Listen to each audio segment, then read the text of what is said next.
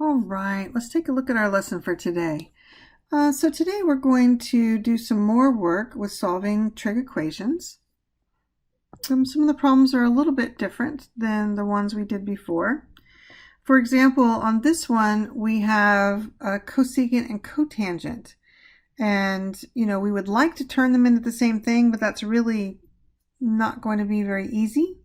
So we're going to look at a different way to solve this. So another technique, instead of using trig identities to replace this, like cosecant is 1 over sine and cotangent is cosine over sine,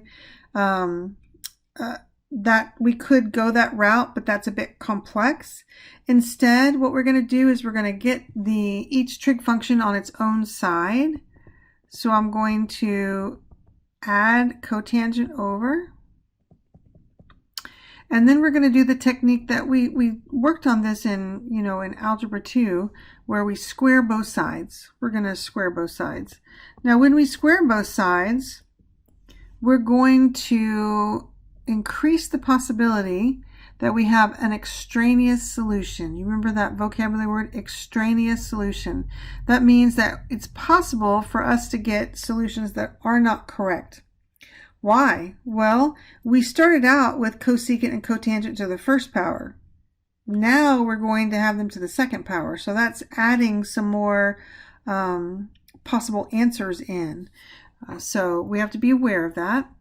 So let's go ahead and keep working this. So we're going to square that side. This is foiling.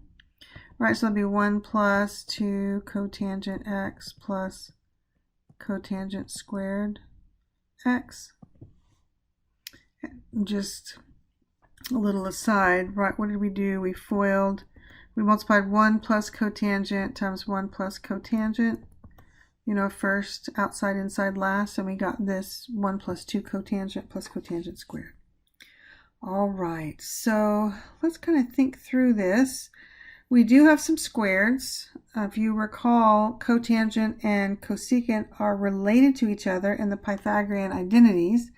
Let's write that down. So sine squared plus cosine squared is 1. If I divide everything by, by sine, I get 1 plus cotangent squared equals cosecant squared. Okay, so I'm going to take cosecant squared and I'm going to change it to cotangent squared. So I have 1 plus cotangent squared equals 1 plus 2 cotangent plus cotangent squared. Okay, great. So let's move everything to one side, see what we got going on. If you'll see, the cotangents go away, the 1s go away, and I'm left with it'd be 2 cotangent x equals 0. So divide by 2, so I get cotangent x is 0. All right, so let's think through that. So cotangent is cosine. Let's just remind ourselves, it's cosine over sine. And we want to know where cosine would be 0 and sine would be something besides 0. Okay, cosine would be 0 here at pi over 2 and at 3 pi over 2. So x equals pi over 2 and x equals 3 pi over 2. Now, since we squared both sides, we really need to check our solutions. We really need to see if either of those is extraneous. Keeping in mind, this is our goal. We want all solutions on just this interval from 0 to 2 pi. We're restricted from 0 to 2 pi. Okay, so to check it, we need to go back to the original equation. So we would say cosecant, let's check pi over 2. If pi over 2 minus cotangent of pi over 2 is 1.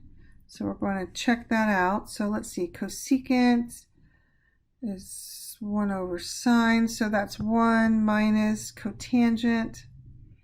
Pi over 2 is 0. And that checks out. 1 minus 0 is 1. So x equals pi over 2 is a solution. Now let's check the other one. Let's check 3 pi over 2. So I've got cosecant of 3 pi over 2 minus cotangent of 3 pi over 2. Does that equal 1? Is that true?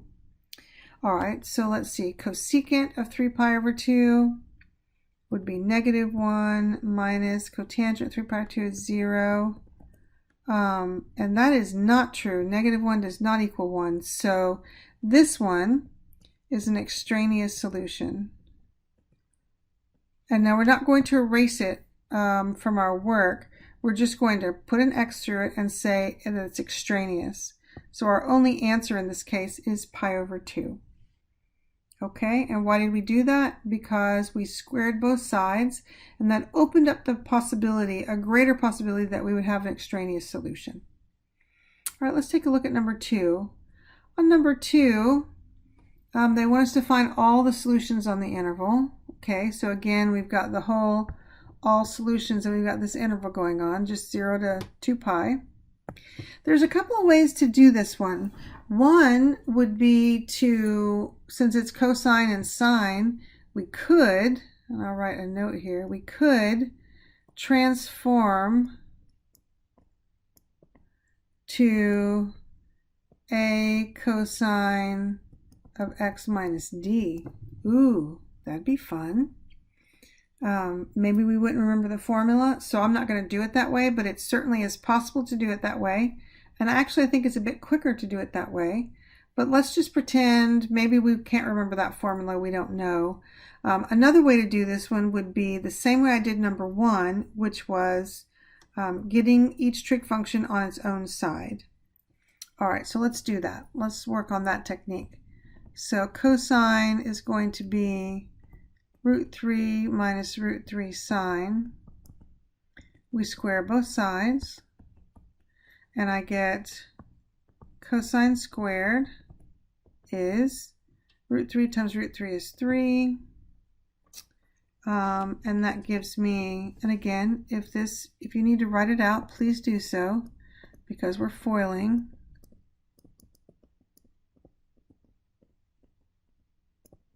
Okay, we're foiling through. √3 times √3 is 3. √3 times negative √3 sine is -3 sine.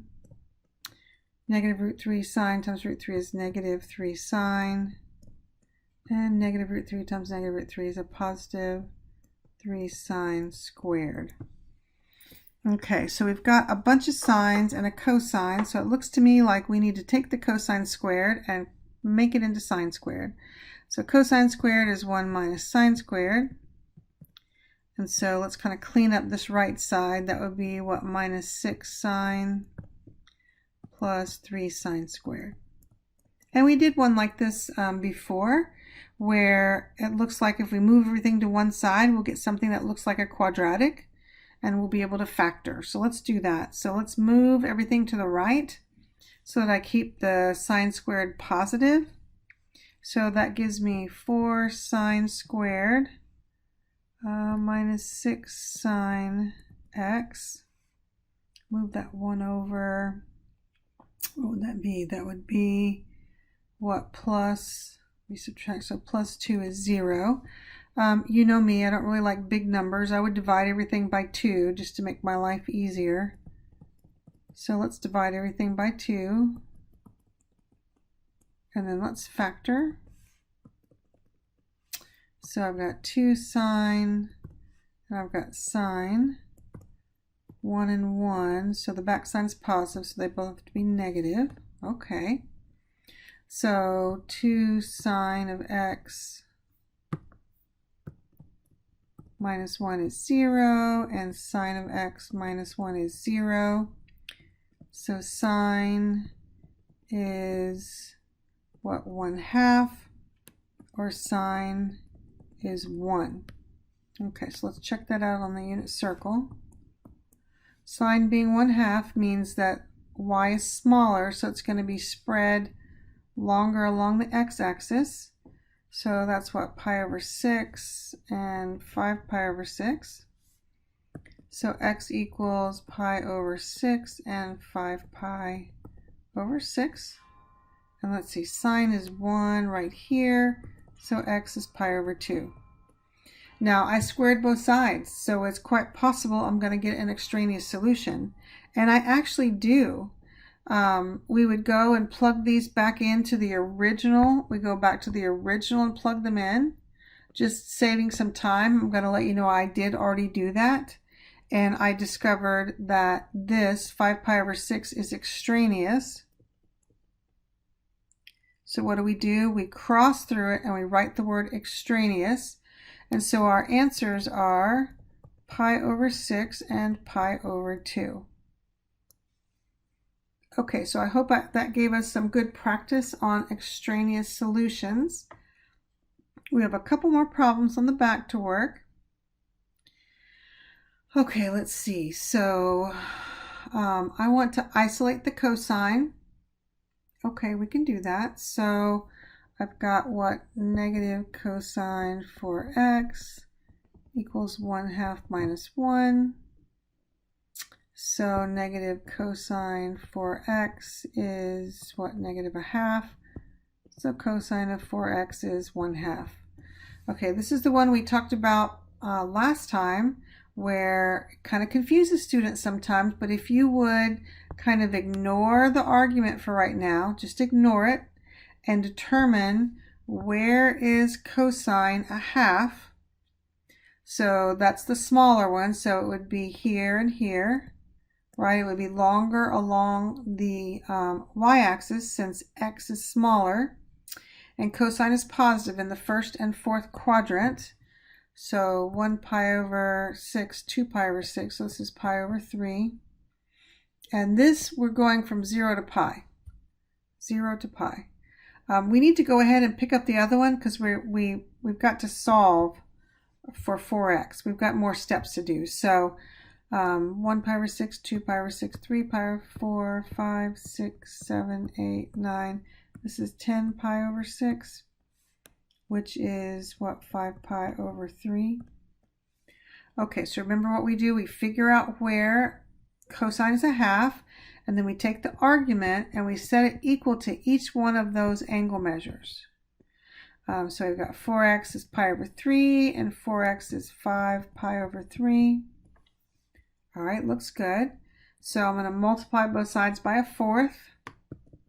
So x is going to be pi over 12.